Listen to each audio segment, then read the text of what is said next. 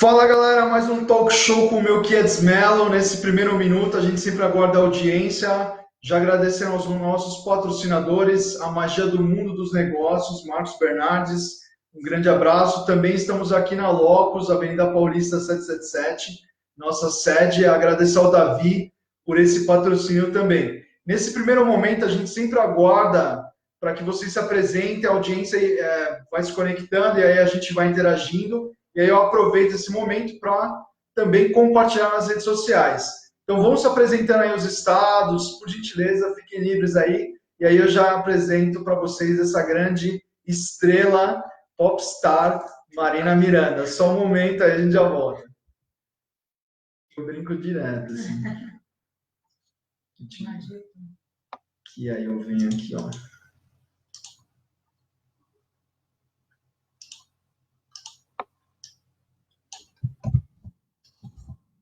Já tem mulheres. No primeiro minuto.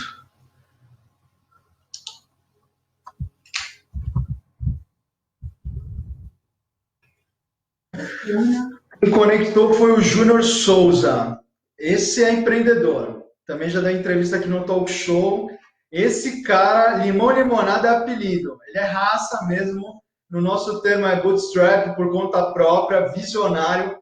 E assim, o que ele faz? Ele importa equipamentos da China, de indústria, e ele faz um selo de qualidade para grandes marcas do varejo. Então, por exemplo, do Dalina, que tem um selo de realmente autenticidade do tecido, certo, e tudo mais. Legal. Então, esse cara ganhou o mercado aí, está com grandes cases, é um grande empreendedor.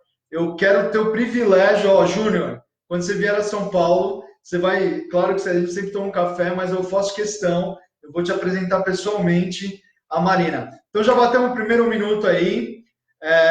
Por gentileza, então, Marina, faça as honras, porque você é sensacional e seria muito pobre eu falar sobre você.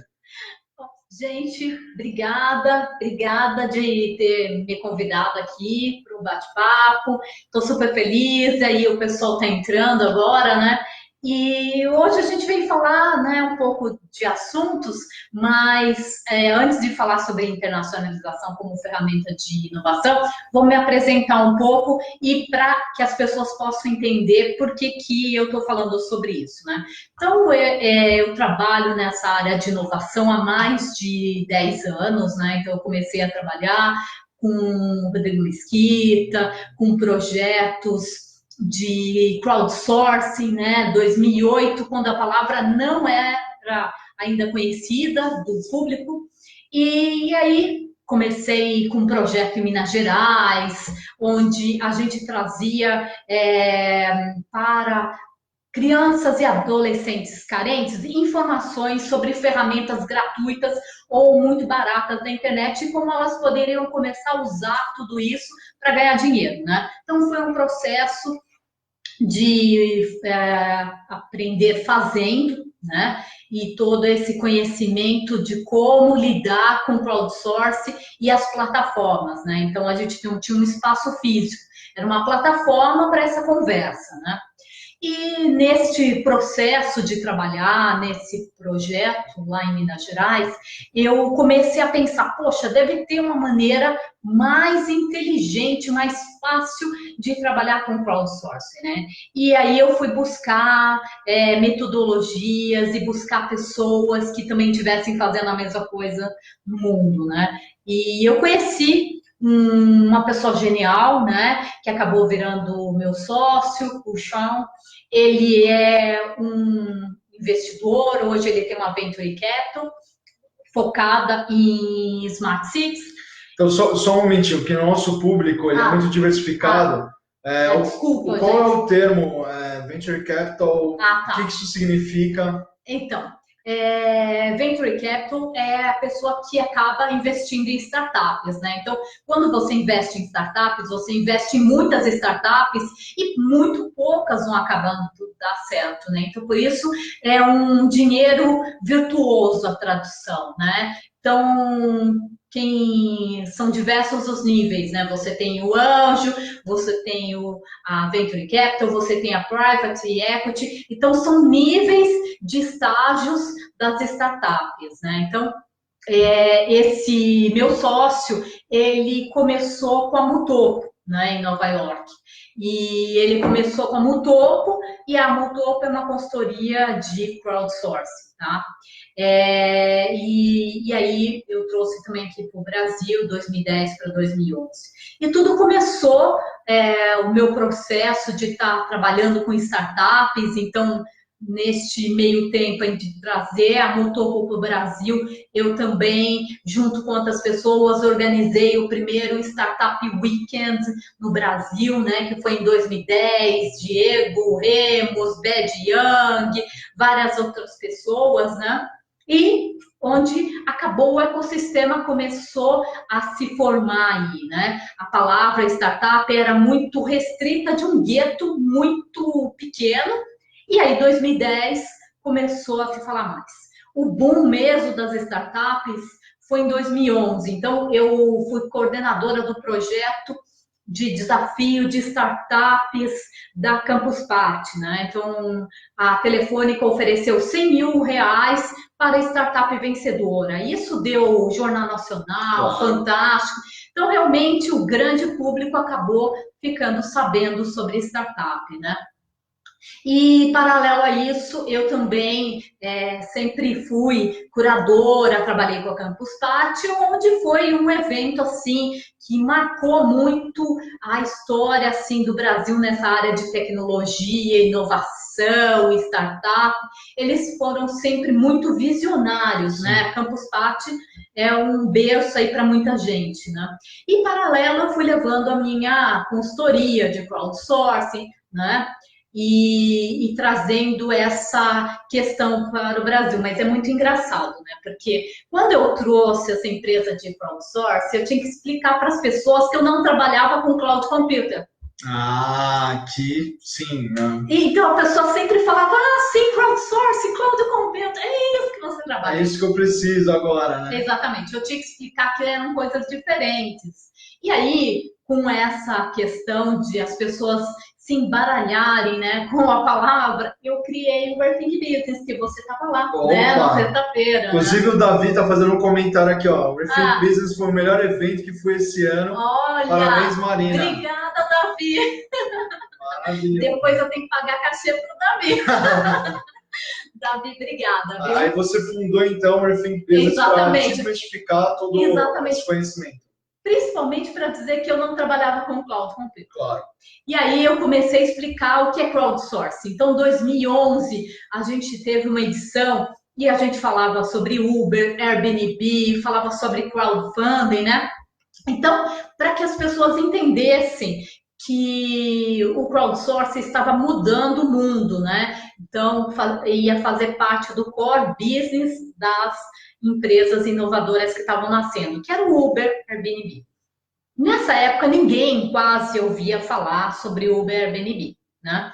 Mas a questão muito principal em 2011, sabe, meu querido, é para dizer para as pessoas que crowdsourcing e design thinking eram coisas diferentes. Então, foi uma luta também. Além de dizer que eu não trabalhava com cloud computer, eu também tinha que diferenciar design thinking de crowdsourcing, né? Que um era modelo de negócio e o outro metodologia, né? Então, essa questão a gente começou a batalhar. Então, todo ano a gente trazia um tema diferente para o Rethink, né? Que não se chamava ainda Rethink, se chamava Conferência Crowdsourcing Cocriação, né? Entendi. Aí ele mudou depois com o passar dos anos, porque a gente começou a trazer mais temas, e aí o crowdsourcing não era suficiente, né? E como eu estava falando para você antes do evento, em 2012 a gente trouxe também uma temática de cocriação, sobre crowdfunding. E eu só estou explicando tudo isso para poder que as pessoas entendam como que eu cheguei na internacionalização.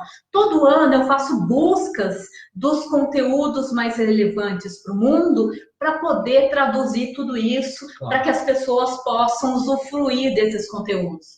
Então, 2012 foi o ano de crowdfunding, né? Quer dizer, Crowdfunding é uma ferramenta excelente para você testar se o seu produto é ou não. Claro. Para você criar uma comunidade, para você poder ter um grupo de fãs que você vai criando com o seu desafio, né? E aí, 2012 foi isso. Aí até estava falando para você, 2013 a gente trouxe um tema sobre corporate venture.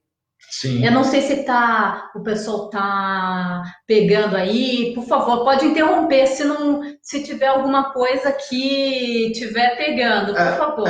Eu queria só fazer uma colocação que, assim, pessoal, as empresas, elas citam muito sobre a questão, sou inovadora, no DNA tem inovação, mas, assim, na realidade, não passa, às vezes, de 2% de uma população mundial. É muito pouco o que é teoria e prática, o que é você discussão e realidade. Por quê? Quando você fala de novos conceitos, existem inúmeros paradigmas a serem vencidos. Então, é uma questão assim, sim, existe a competição, as empresas precisam competir entre elas, o capitalismo é selvagem, só que quando você fala de uma economia compartilhada, mas como assim? Eu vou abrir o meu modelo de negócio para o meu concorrente ou para uma pessoa que pode se tornar uma concorrente minha? Não é bem por aí. Você pode discutir melhores práticas sem ter que falar do seu principal negócio, que é o core business, que a gente diz, ou enfim, o seu principal segredo aí de faturamento e encantamento do cliente. Agora, os ecossistemas, assim, esses novos movimentos, os novos grupos, eles precisam se unir para discutir o futuro do mundo, muito mais do que no passado, porque assim, hoje o mundo ele está muito mais complexo de se viver do que no passado, né? Os nossos avós não sabiam o que era uma palavra, não sabiam o significado da palavra estresse, não havia isso no mundo. Sim. Porque era uma vida muito programada, né? Total. Então, não era tão complexo como hoje. Então, assim, imagina a Marina, que é uma das grandes idealizadoras de inovação nesse país e mundo também, porque ela viaja muito em vários países, ela trazer essas tendências para o Brasil e convencer, né, esses diretoras de empresas a absorverem esse conteúdo, entenderem o quão é importante implementar isso nas empresas. Então, assim, quando ela fala o seguinte, gente, a gente está falando agora de design thinking, que é um modelo de pensar em inovação. Agora, o poder não está mais só com vocês, né? Não é só mais top-down, não é só com a grande diretoria que transmite para baixo. Não, o poder é startup. Startup significa você começar um modelo da garagem. Então, na hierarquia do corporativo, a inovação está vindo aqui de baixo. É das pessoas que estão na linha de frente com o cliente que sabem. Questão de empatia, questão de desenvolvimento de produto, questão de pesquisa, o que o cliente ou o consumidor espera dessa solução, então eles começaram a valorizar. Porque toda essa questão de hierarquia tá caindo cada vez mais, se tornando algo horizontal. Então vocês podem imaginar aí da casa de vocês, onde você está nesse momento na empresa, seja onde for, o desafio da Marina demonstrar todo esse conhecimento e ter que quebrar essas barreiras. Realmente, é por isso até que eu estou explicando um pouco como que essas questões elas vieram, porque como a gente vai falar internacionalização como um modelo de negócio, as pessoas precisam entender que há uma evolução nisso tudo. E houve essa questão do crowdsourcing, que é forte hoje, as startups elas trabalham com essa questão do crowdsourcing. Não tem como você pensar numa startup sem você pensar em crowdsourcing, né? E não pensar em ecossistema. Então, hoje, são palavras que estão muito na boca das pessoas, mas você precisa entender de onde elas vêm, para você poder ver para onde tudo isso vai, né? Então, só para uma outra coisa que também hoje é muito divulgada, e a gente começou a discutir isso, em 2013, a gente foi o primeiro evento a falar sobre Corporate Venture. Nem existia nenhuma iniciativa real no Brasil, né? Você tinha a Microsoft, só que estava com um projeto internacional, e a Samsung, que ia começar o projeto, você tem a incubadora lá da USP, né? Então o Sérgio Risola também estava participando desse painel. Então, realmente não existia o Corporate Venture. E hoje o Corporate Venture é uma grande fonte de salvação para as startups, né? Quer dizer, as startups do Brasil, elas não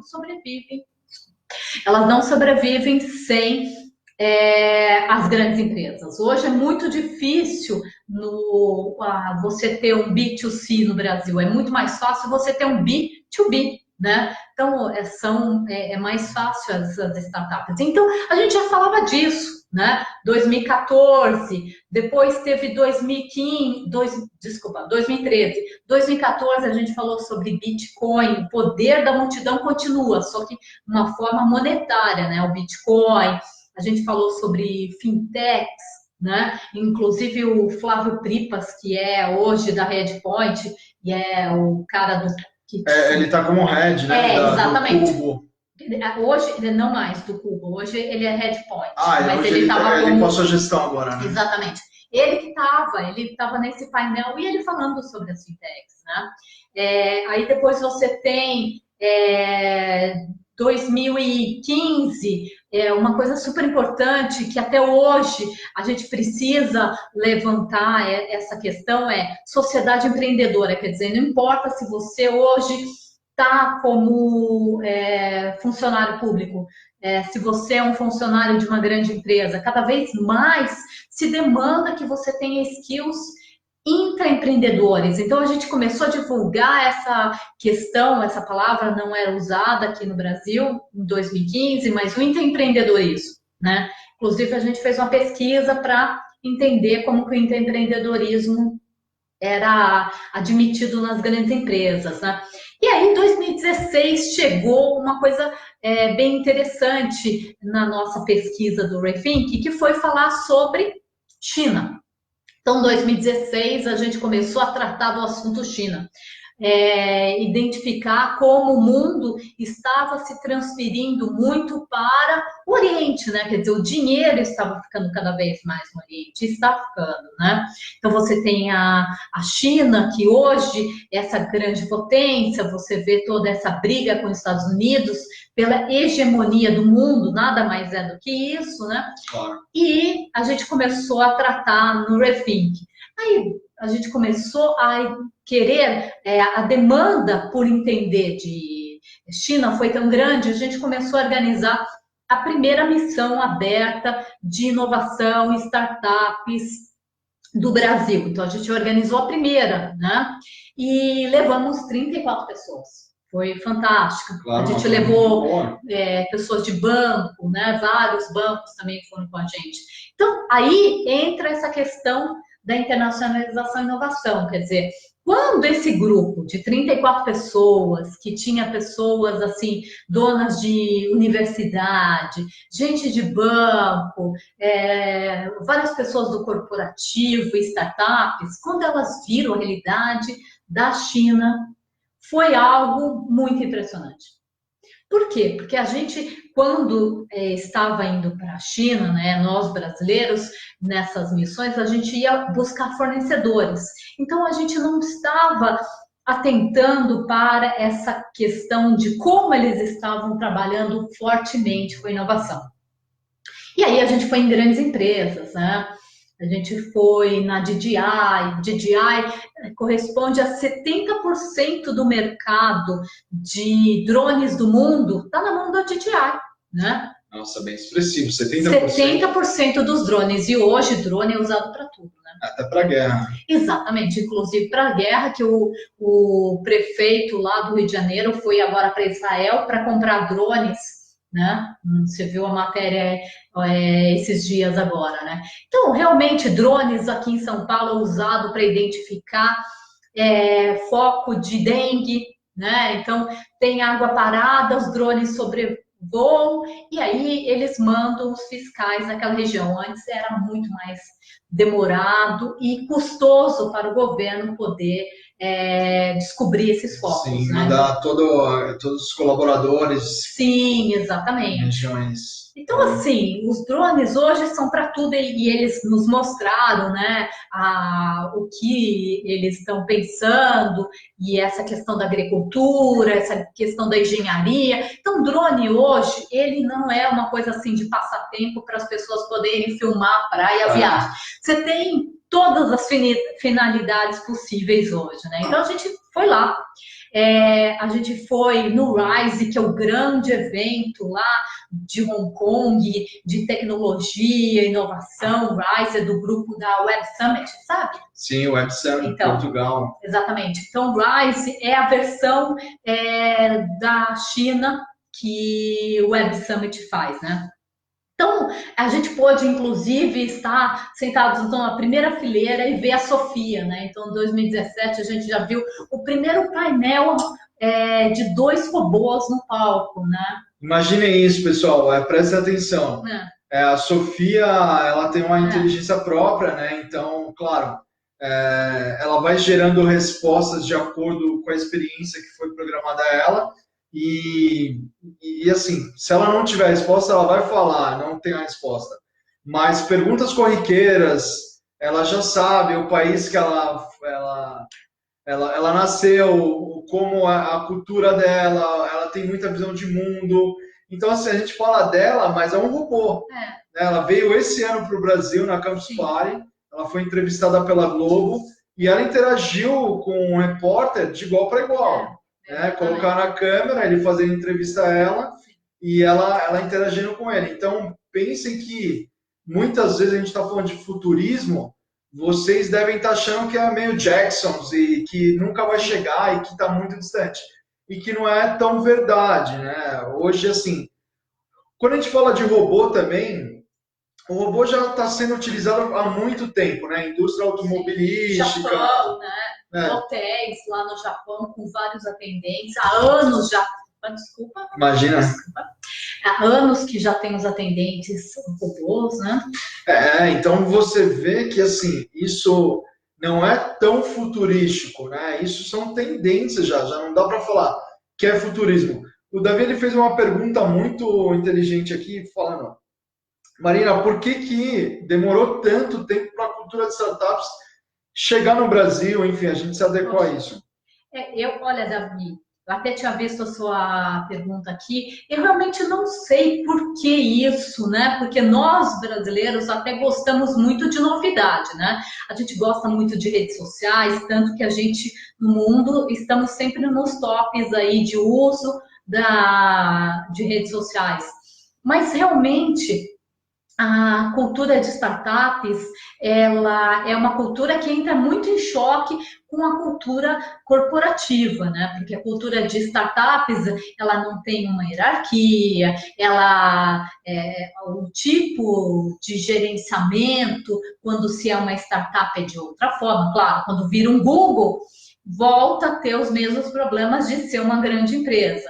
Mas você tem toda uma outra questão, mas realmente foi em 2010 que a gente organizou o primeiro Startup Weekend, só que isso já estava acontecendo no mundo há vários anos, né? E 2011 que realmente teve um boom dessa palavra. Eu não saberia te responder, viu, Davi? O que eu acredito, né? Eu estive nos Estados Unidos estudando macroeconomia, meados ali, final de 2014.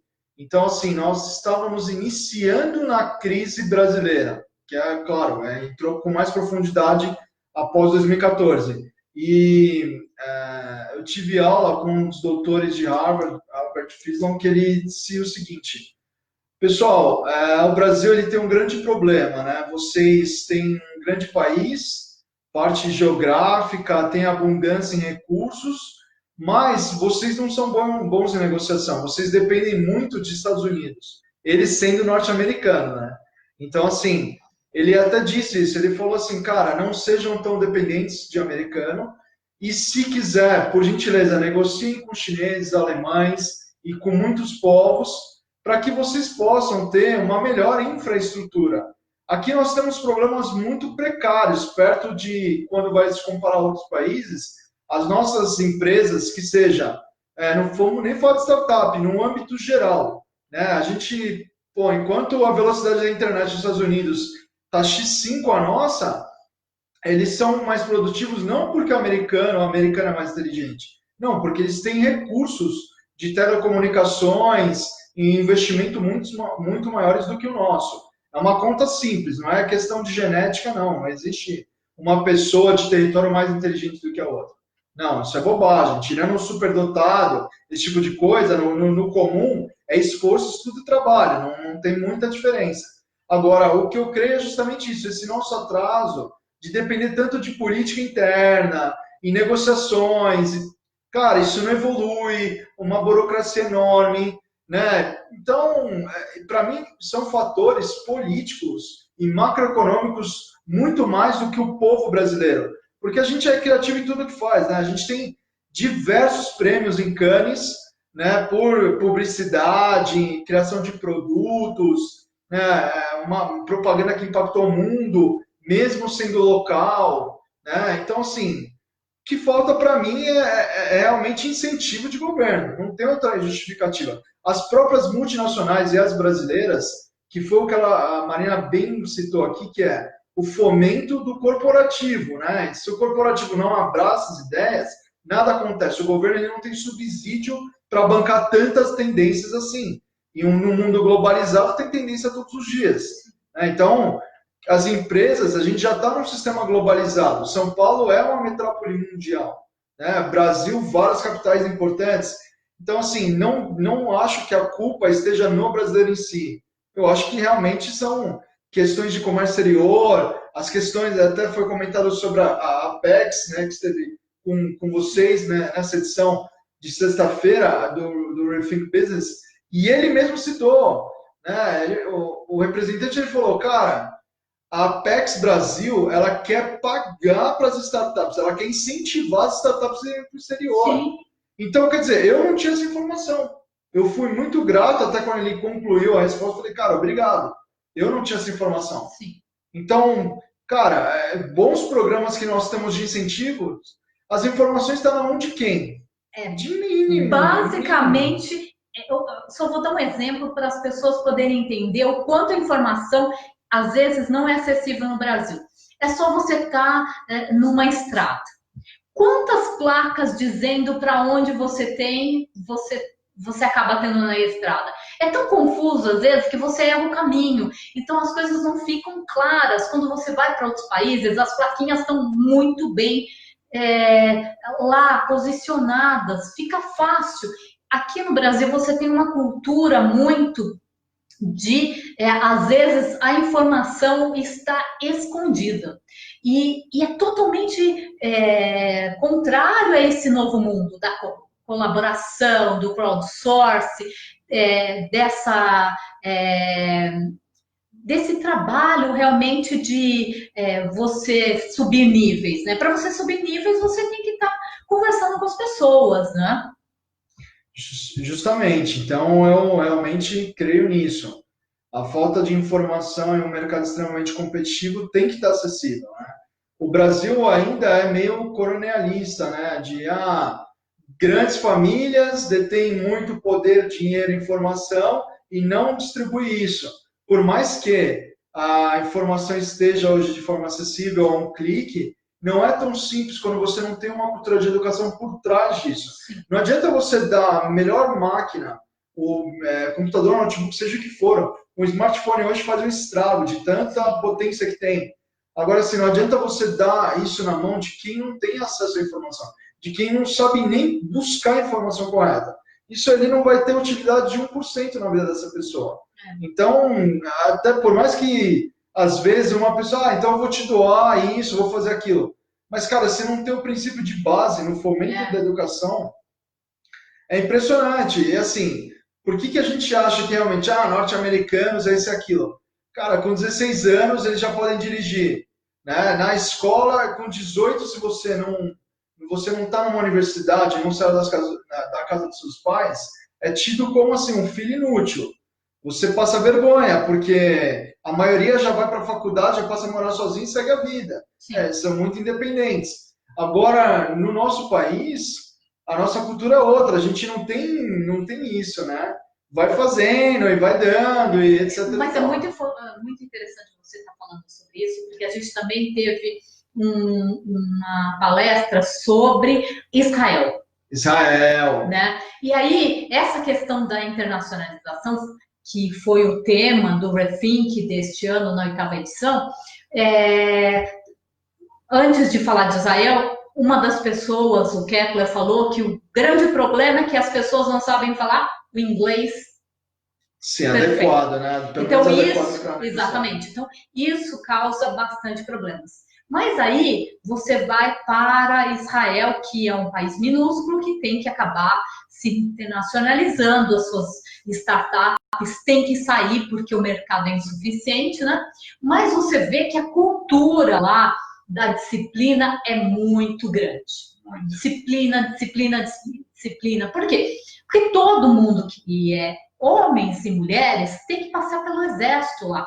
Uns passam por 4 anos, né, os homens, e as mulheres por 2. Isso transforma a vida das pessoas, né? Então, hoje, você tem grandes engenheiros, grandes profissionais formados lá em Israel. Né? Então, o mundo das startups, se você pegar o número de startups que tem lá em Israel, é altíssimo, né? Então, essa questão da disciplina, ela fala muito alto. E aí, outro país que também tem uma disciplina incrível, e isso funciona muito para estar alavancando os seus negócios, que é a China, né? Sim. Né? Muitas vezes o sistema político criticado, comunista, etc. e tal, mas, querendo ou não, uma forma ou outra, eles estão se desenvolvendo, é potência mundial. Então, até que ponto que está certo e que está errado? Está tendo abertura de mercados lá também. É lógico que eles não ficam num comunismo fechado que não faz frente. Não, outra coisa, eles estão pegando o mercado vizinhos. Então, eles estão pensando em Índia, eles estão pensando em Singapura, eles estão pensando no Sudeste Asiático.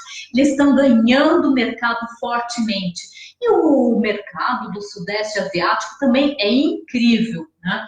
E é uma coisa assim, a gente, com essa conversa, a gente, né, quer muito fomentar que os brasileiros comecem a pensar em outros mercados que não sejam só né, os Estados Unidos. Comece a pensar em como aprender com o Oriente, porque, por exemplo, você tem Índia também, né? A gente falou sobre Índia também no evento, falamos sobre Coreia, sobre Índia, e uma coisa que a coreana até falou, e a gente vamos contribuir aqui na nossa conversa, é que se a gente não chegar com as coisas organizadas lá na Coreia, a gente não vai conseguir investimento. Mas ela falou, os coreanos estão dispostos, eles têm dinheiro para investir em mercados como o Brasil, que tem um ganho absurdo. Então, lá eles não têm juros. Consumo que é altíssimo. Exatamente, consumo altíssimo. Então, ela deixou claro que tem possibilidades de investimentos para startups brasileiras na Coreia. Agora ela nos deu um alerta, ela disse o seguinte, a Coreia, né, vocês sabem, a divisão das duas Coreias, Norte e Sul, e todos os conflitos que há ali, né, o Kim Jong agora foi ser amigo do Trump, depois de ameaças de armas nucleares, etc e tal, que parou o mundo, então amiguinhos agora, bom para todos. Só que assim, prestem atenção, ela foi muito clara e precisa. Ela disse assim, ó, não existe uma relação 1 para 1. Não é mercado norte-americano que você chega para uma empresa, para um fundo de capital lá e fala, ó, por gentileza, faça um aporte na minha empresa, eu tenho produto, faturamento, etc e tal. Isso não funciona lá. Ela falou, por quê? O governo sul-coreano, né, lá você tem LG, Samsung, muitas outras marcas globais. O fomento vem do governo. O governo, junto com as instituições privadas, fazem um grande movimento de inovação para as empresas, claro, que são locais, e isso dissemina no mundo.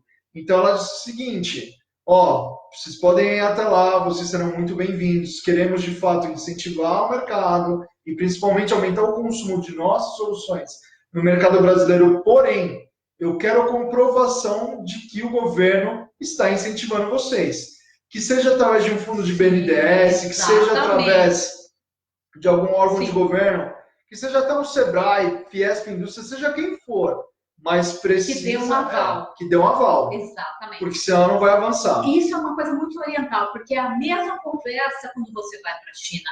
A China, a questão governamental, ela é muito forte. Então, quando o governo vai para lá, é recebido de uma maneira, a grande empresa é de outra. Eles valorizam muito, porque realmente eles sabem que tem uma estabilidade, né? O governo tem uma confiança, né? Então, eles têm essa preocupação bastante grande.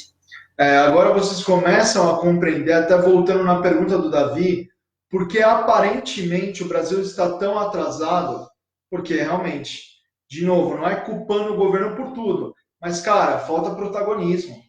Falta protagonismo. Não, mas uma coisa que eu vou trazer um pensamento que eu estava com o China Desk da Fiesp.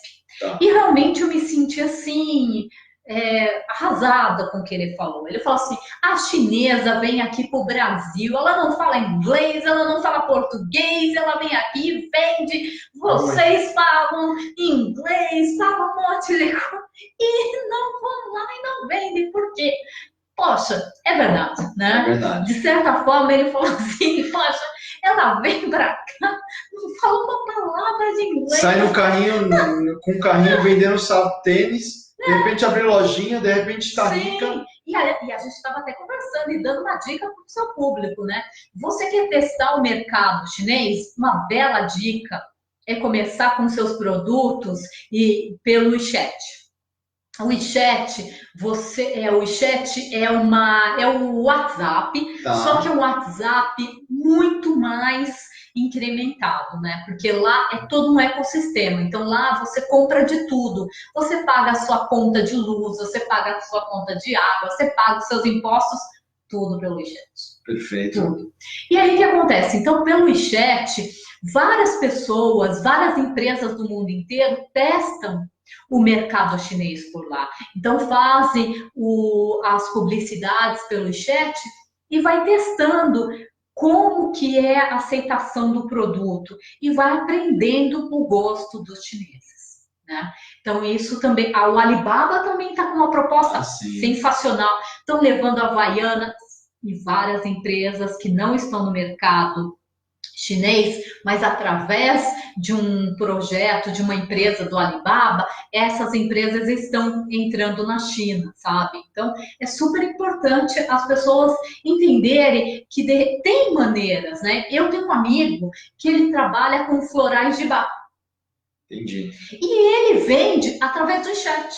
Ele não tem uma posição lá na China. Não, ele vai e entrega através de canais, dos canais, exatamente. Né? Centro de distribuição tem uma série de canais para chegar a esse produto. Exatamente. Então, é isso, né? Foi muito importante você tocar nesse assunto, Marina, porque assim, para vocês compreenderem como o mundo está dinâmico, como até transformou tudo, a forma de comunicação, de negociação, de venda, entrega. Tem pessoas hoje que têm e-commerce e não tem estoque em lugar nenhum. Só tem um portal. Então, é uma pessoa que conectou... O número da venda do Alibaba... Cliente final. O número da venda do Alibaba no Brasil é incrível. Claro. Eles não têm nem CNPJ no Brasil, não tem nada. E é bem expressivo. Então, assim, o que ele criou? Cara, ele criou um marketplace do mundo, né? Porque muitos falam, né, moda e é a Amazon, é Jeff Bezos, isso, aquilo. Mas, cara, eu não sei até que ponto que realmente ele é o cara mais rico do mundo.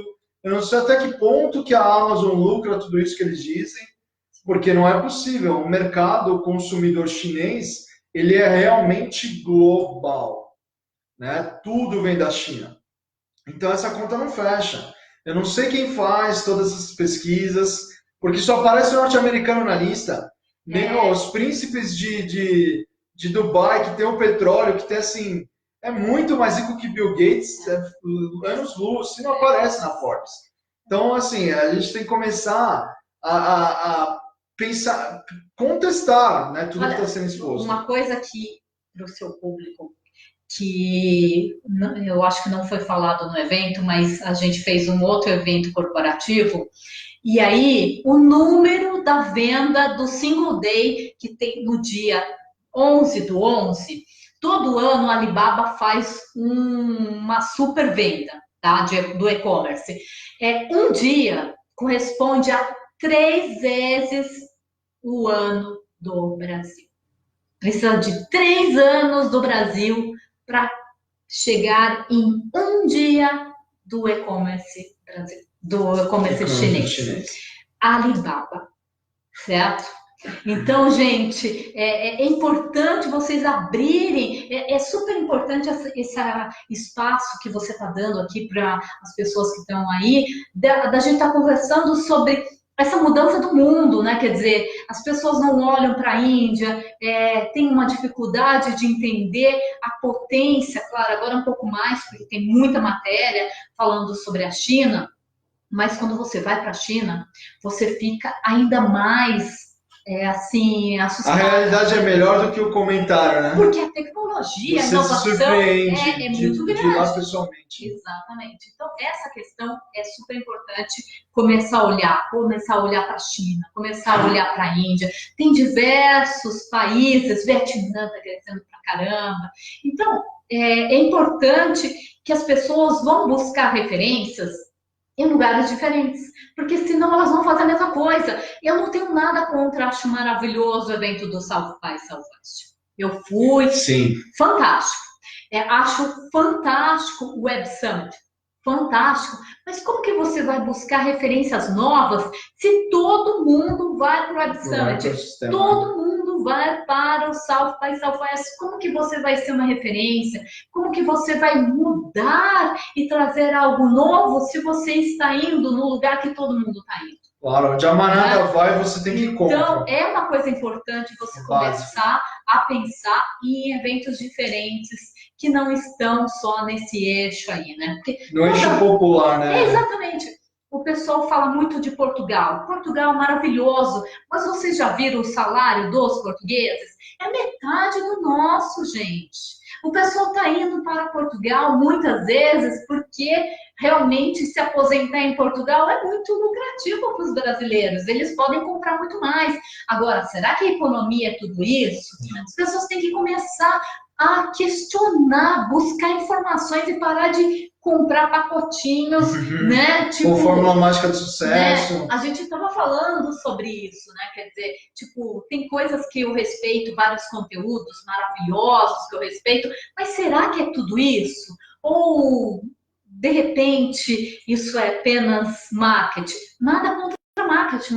Marketing é excelente, mas tem que ter substância por trás, né? Sim. A Patrícia comentou, sou empresária em Portugal. Patrícia, comenta conosco a sua realidade, como que você, se seu mercado é consumo Portugal, né, para os residentes, ou se você exporta isso para a Europa, para outros continentes, porque você no berço europeu, a conexão com os outros países é de forma muito rápida, né, muito fácil. Morei na Inglaterra, em Londres, é algo muito, com um trem você está em outro país, final de semana você está em outro país, muito rápido, fácil. Sim. Então, se você puder comentar aí durante a nossa live, como está sendo a sua experiência, Sim. quanto tempo você empreende em Portugal, enfim. Sim. Vai ser muito rico aí para o nosso Nada debate. Contra Portugal, Patrícia, não me entenda mal, é que toda hora parece que tem a bola da vez, e aí todo mundo vai para Portugal. E um monte de brasileiro está tendo que voltar, porque não está conseguindo arrumar emprego, porque não consegue os salários dignos. Então, o que acontece? O pessoal não faz a liçãozinha de casa, que é questionar, né? Isso é muito importante, não é? Claro. Ó, ela diz assim, ó, a Patrícia, estou aqui há 13 anos, tenho 6 lojas, se fosse para viver do salário daqui, não dá. Tá vendo? Com certeza, Patrícia. Muito obrigado pela sua contribuição. Obrigada, Patrícia. Vou te adicionar, viu? Grande empreendedora aí, parabéns, fazendo acontecer, porque quem tem talento, qualquer país do mundo faz chover. Exatamente. Então, muito Mas sucesso. Mas ela está trazendo um dado que realmente, se fosse para viver do salário de lá, não daria. Então, essas coisas é que a gente precisa começar a questionar. Por que está se falando tanto? Será que isso é a verdade? O salário 610 euros no arquipélago, né? Muito baixo, né? Exatamente. Então, aqui a gente, no Brasil, a classe média viaja para vários países do mundo, com 610 euros não daria para ficar viajando pelo mundo. Não, imagina, o local não viaja assim, né? Exatamente. Então, essa questão é sempre importante. Quando a gente começou a nossa apresentação aqui hoje, eu fiz questão de contar um pouco um roteiro de como foi trazendo as novidades para o meu público do Rethink, porque é uma maneira do seu público também ver que tem um pensamento por trás de entender os sinais fracos. Quer dizer, o que é sinais fracos? O que as pessoas estão falando, o que não está no mainstream. Sim. Então, prestar atenção nesses sinais fracos para você poder, né, tomar a melhor decisão, né? Exatamente. Porque é tempo investido, é dinheiro que se perde, é desmotivação na volta aqui para retomar tudo isso. E vamos pensar que a maioria às vezes já é meia idade, então já galgou muito, já ralou muito para ter que recomeçar no Brasil. Então, assim, não pensa que é fácil, não. Exatamente. Não pensa que é algo que você faz a hora que quer e toma uma decisão dessa de risco. E agora a gente também está pensando muito nessa questão também da Índia, sabe, pessoal? Porque a Índia é um país que cresce assombrosamente, certo? Tem muita pobreza lá? Tem, mas isso é muita vantagem para nós, porque tem muitos produtos, serviços que podem ser usados aqui no Brasil, porque a gente não é um país rico, a gente ainda tem muita pobreza no nosso país. Então, tem vários produtos e serviços que servem também para cá, né? Então, ficar atento a também essa questão da Índia aí. Maravilha. Pessoal, também aqui, ó, o Gilberto. Gilberto, Estou cá para aplaudir você. O Gilberto, ele esteve no Rethink? O Gilberto é super. Ele é a pessoa que conheci trabalhando lá na BDI, Agência Brasileira de Desenvolvimento Industrial. Agora, hoje, ele trabalha com todo o mercado de língua portuguesa. Ele pode falar porque ele sabe aonde está o ouro em todos esses lugares. O Gilberto trabalha com internacionalização há muito tempo, uma pessoa espetacular que estava com a gente lá no nosso painel de China, Índia e Israel. E ele, se alguém precisar falar sobre os países de língua portuguesa, é falar com o Gilberto Lima, né, Gilberto? Pô, que maravilha. A Patrícia também aqui comenta, né, sobre a realidade dela, que não é nada fácil, a burocracia e fiscalização em Portugal leva boa parte dos lucros. Tem que ter tudo em ordem, senão fecha a empresa fácil.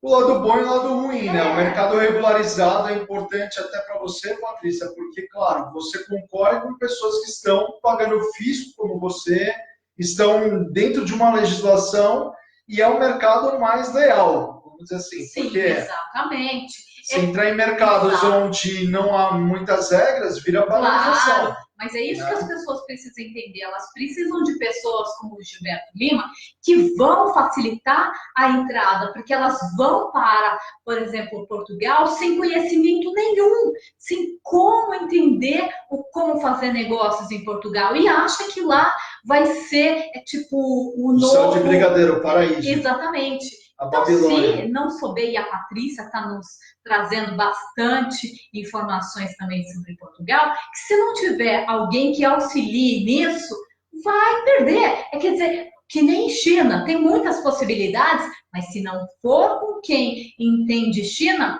vai investir dinheiro e não vai ter retorno nenhum. E o empresário brasileiro, a gente estava falando, né, nos bastidores aqui, Marina, que no mínimo, são 3 anos de caixa para se manter em um país. Então, assim, essa questão de você declarar os seus ganhos, rendimentos, extratos todos, Porque o país que está te recebendo, ele tem que ter essa confiança. Porque não adianta você levar daqui brasileiros para esses países e depois deixar eles lá desempregados. Você vai gerar um problema para o país. A pessoa vai sem nada, ela vai com visto de turismo, fica lá, depois tem que ir embora e depois tem que ficar muito tempo fora, porque tem uma questão legal nisso tudo, né? Então, tem que parar com o improviso, né? Sim, no Rethink, a gente trouxe os melhores nomes para falar sobre essa questão da internacionalização. Por quê? Para que as pessoas entendessem que tem que ter uma preparação, que tem que ter pessoas capazes para trabalhar junto, para fazer a coisa acontecer, e que as pessoas ouvem falar de algo, acham que a mina de ouro está lá, e elas vão dar com os pulos na água, né? Com certeza. E principalmente, assim, até o Gilberto ele pode ajudar com a Apex e outras Exatamente, a Apex. Que é o seguinte, você não é que você vai sozinho com seu investimento internacionalizar a tua empresa, até porque esse é um risco enorme, não tem o porquê. As pessoas já têm um histórico disso, elas fazem muito bem isso. Então, normalmente, você vai com uma empresa parceira para conhecer o mercado primeiro, Sim. apresentar a praça onde você vai vender isso, fazer as conexões aí com órgãos que definem o comércio, para que depois você fique independente. Então, você ir no risco por conta própria, sem auxílio, sem ajuda, é alto risco, não funciona. Né? Não funciona. Todo mundo acha que encontrou a nova Serra Pelada, né? E aí vai como se fosse para ganhar milhões do dia para a noite. Então, veja, a gente estava conversando sobre várias coisas.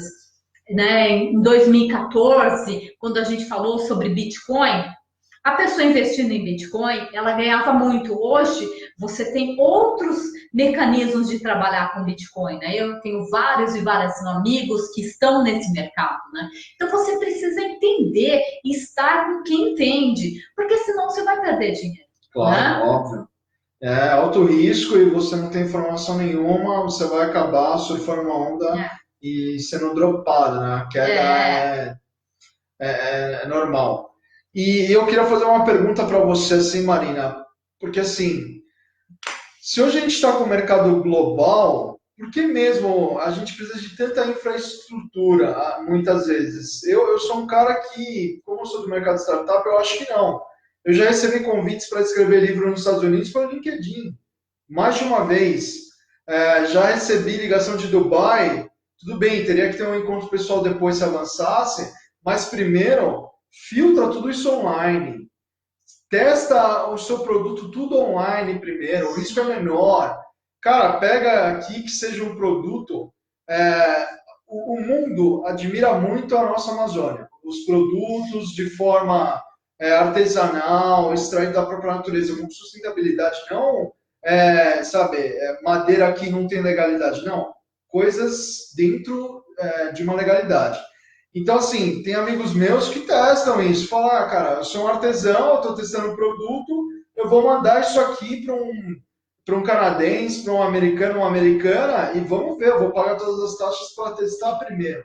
Então, assim, antes mesmo até de pensar no grande termo, internacionalização do seu negócio, existem diversas formas de você testar esse trade, você testar essa validação de produto de canal de venda. Uma boa é participar das feiras. Outra coisa que é bom, participar de missões, né? Então, a gente organiza várias missões para poder ajudar nesse entendimento, né? Então, tem passos, né? Tem maturidade. Então, eu gosto, que nem foi falado no evento, eu vou internacionalizar para tal país porque eu gosto. Mas será que o seu produto tem a ver com aquele país? Então, todo mundo pensa sempre no mesmo país para tudo.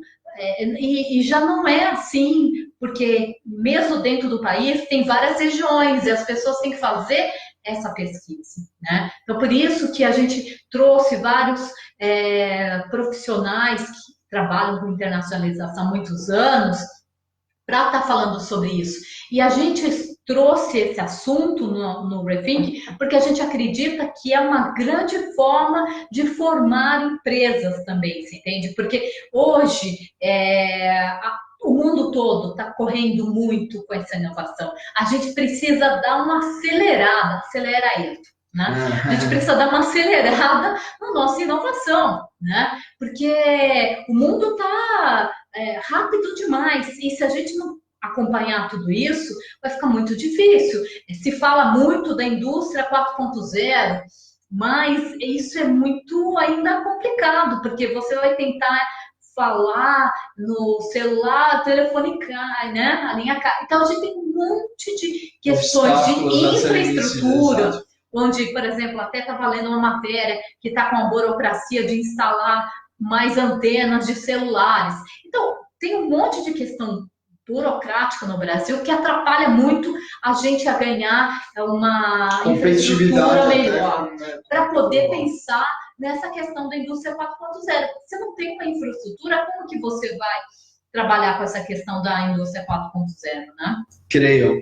Patrícia comenta aqui que já viu muitas empresas fecharem, né, no país Portugal, pois usaram os conceitos e produtos que no Brasil são sucesso e aqui não teve uma boa aderência.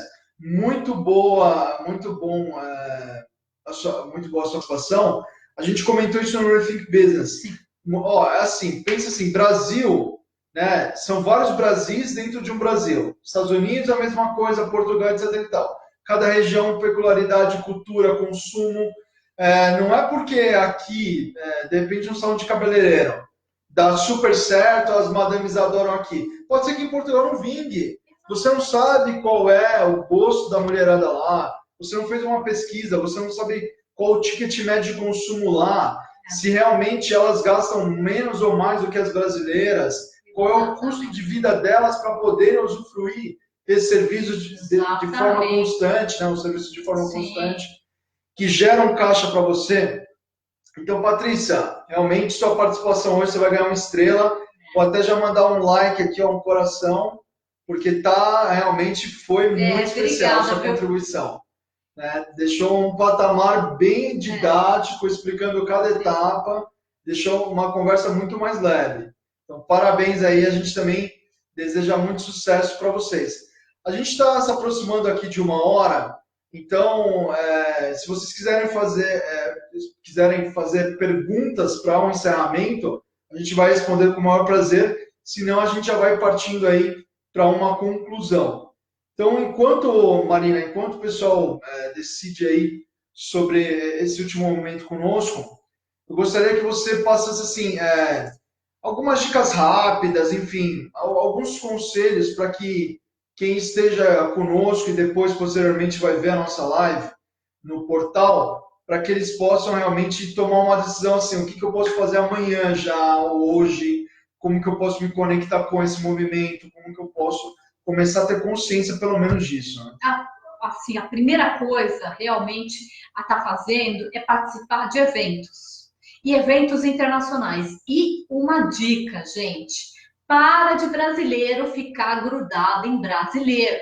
Esquece. Você vai para um evento só brasileiro, brasileiro grudado em brasileiro. Solta, vai andar sozinho, sozinha, para poder conversar com outras nacionalidades. Então, você vê eventos incríveis, onde as pessoas só falam em português e elas só grudam em brasileiras. Então, vá para eventos internacionais. Como eu falei, South by Southwest é incrível, o Web Summit é incrível, o Rise é incrível. Então, tem vários eventos e outros, né? Tenta buscar outros para não ficar sempre nos mesmos, né?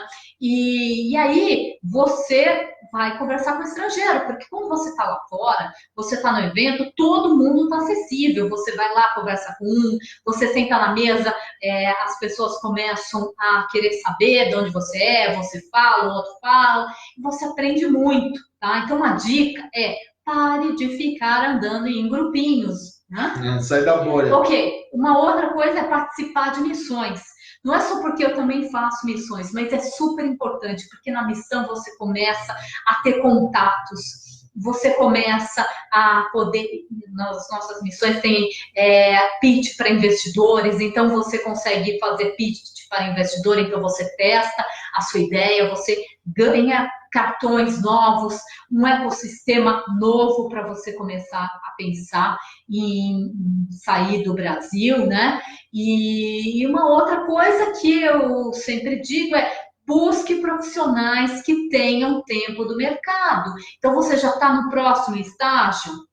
Você vai realmente querer levar sua empresa para fora? Então, faz uma consulta, busca quem são os melhores profissionais para aquele mercado, né? Cada profissional entende mais de alguns países, então converse muito, converse com outras empresas que já estão nesses mercados, né? Então, no nosso evento lá, a gente trouxe gente que está no mercado da Colômbia, que está no mercado dos Estados Unidos, está no mercado da China, no mercado da Índia, então vários. Então, foi dada a oportunidade de todo mundo ir lá e perguntar um pouco mais no coffee break para essas pessoas, além da apresentação normal. Então, participe disso e converse com quem já tem experiência, né? Maravilhoso. Qual que é o site, só para eu colocar uma referência aqui, é o Rethink Business mesmo? Que a gente está com o rethink.com.br, a gente tem o Rethink Business. Tá, esse das missões é assim, rethink.com.br. Tem lá o evento e também as missões, tá?